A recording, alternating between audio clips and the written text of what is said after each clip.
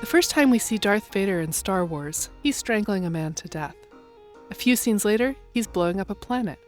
He kills his subordinates, chokes people with his mind, and does all kinds of things a good guy would never do. But of course, the point of a bad guy is that he would do the kinds of things a good guy would never do. Good guys don't just fight for their own personal gain. Instead, they fight for what's right, their values. This simple moral dichotomy of good versus evil underlies not just Star Wars, but also film series such as The Lord of the Rings and Harry Potter, as well as most Disney cartoons. Virtually all of today's biggest pop culture narratives have the same basic structure.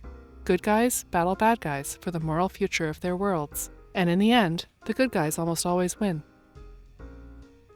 And yet, when you look back at the history of popular storytelling, these ethical tropes don't exist in any classic folktales or myths.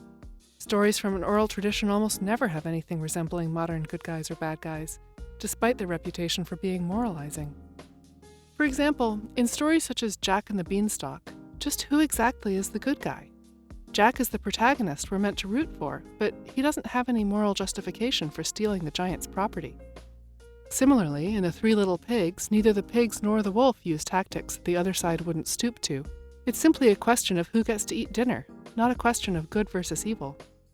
Individual folktales might show us the virtues of honesty or hospitality, but there's no general agreement among them about which actions are good or bad.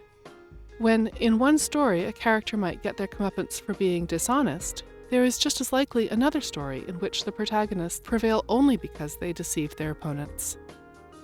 In the Iliad, the two teams, the Trojans and the Greeks, don't represent a clash of values in the same way that most modern war stories do.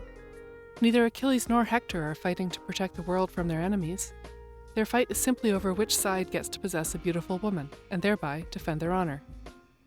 So, when exactly did this moral shift in our storytelling occur?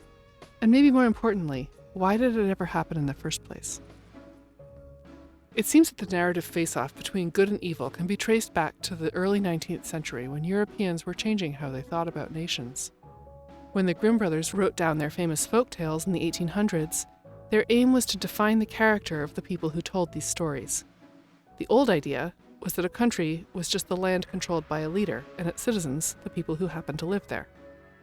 But the Grimm brothers, inspired by the German philosophers of their time, were working with a new concept of the modern nation, one defined by language, culture, and folklore.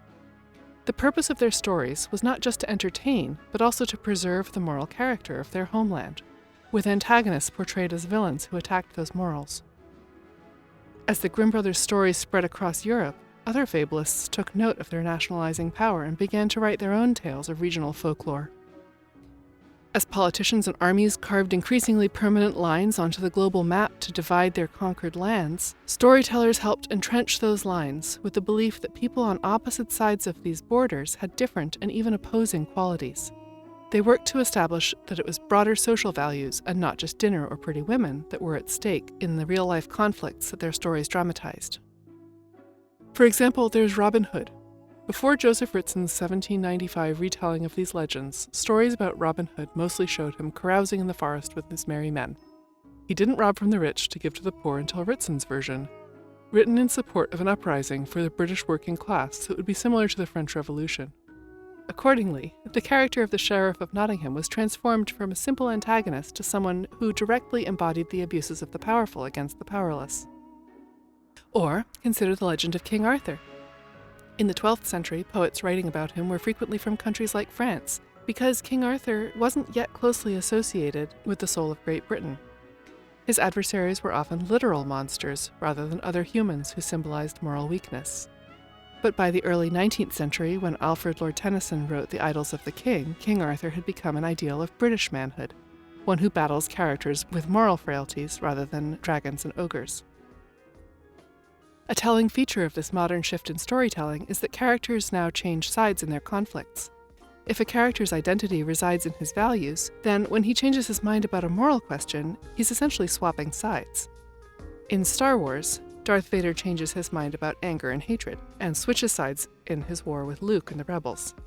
Because the opposing teams each represent a set of human properties, which side Darth Vader fights on is dependent on whether it's anger or love that is foremost in his heart. Contrast this with the Iliad, where Achilles doesn't become a Trojan when he's angry at Agamemnon. Since their conflict is not a metaphor for some internal battle over morals, switching sides because of a change of heart would have made little sense to the ancient Greeks. Another peculiarity of modern storytelling is that bad guys often have no sense of empathy and routinely punish their own. Whether it's the Joker killing off his bank-robbing partners or Darth Vader killing his subordinates, these bad guys are often shown to be cavalier with human life, happy to punish their allies for even the most petty transgressions.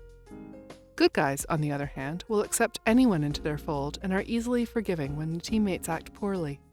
Protagonists often will work with rogues, oddballs, and rascals as long as they all share the same values. Their battles, with these haphazardly crafted coalitions, might even hinge on someone who was treated badly by the antagonists crossing over and becoming a good guy. Consider, for example, the rebels of Star Wars welcoming the roguish Han Solo and Lando Calrissian to their side. Now, imagine Achilles winning because his army was composed of a bunch of rejects and malcontents from the Trojans. Again, the people of the ancient world would have been baffled by such a story. Unfortunately, this modern style of narrative ends up discouraging any actual moral deliberation. Instead, it simply categorizes people according to the values they symbolize, flattening their ethical complexity into a single dimension.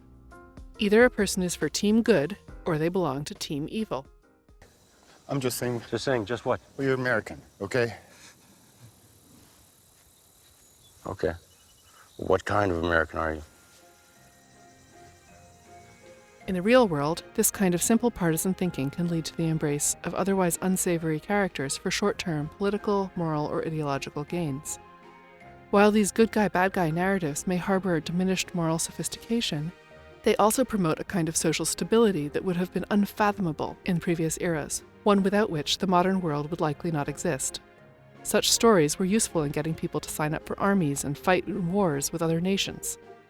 It's no coincidence that today's movies, comic books, and video games have large and impassioned fandoms. Even the word fandom suggests the idea of a nation or a kingdom. But these stories about superheroes fighting the good fight or wizards battling to save the world rarely convey real morality. Instead, they largely replace true ethical deliberation with snap judgments. The only thing they can teach us is that people on the other team are wicked, often beyond redemption. In fact, our enemies are so bad that we have to forgive every transgression by our own team in order to defeat these moral monsters. Author Andrea Pitzer has said that 3 inventions collided to make concentration camps a reality: barbed wire, automatic weapons, and the belief that whole categories of people should be locked up. When we read, watch, and tell stories of good guys warring against bad guys, we are essentially persuading ourselves that our opponents would not be fighting us, and indeed, they would not be on the other team at all, if they had any loyalty or value for human life. We are convincing ourselves that they are, to their very essence, bad people. Such stories emerged from the idea that moral qualities belong to categories of people, often those who simply look or speak like each other.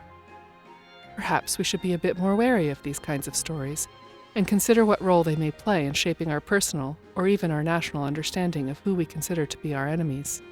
Maybe we should even turn around and think about who exactly is telling us these stories in the first place.